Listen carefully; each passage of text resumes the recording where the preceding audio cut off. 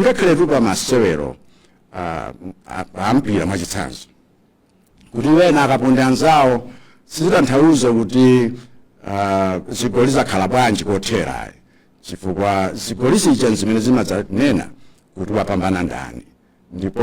ngakhale iwo amene anaponda anzawo amapatsidwanso chilango mu nthawi yake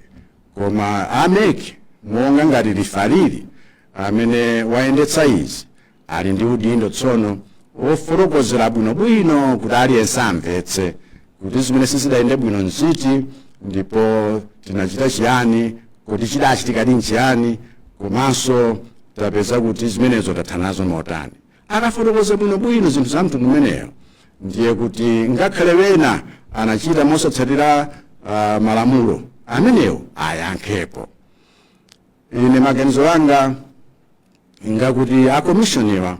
adafunika afotokoze zimenezo asanapereke zotsatira zomaliza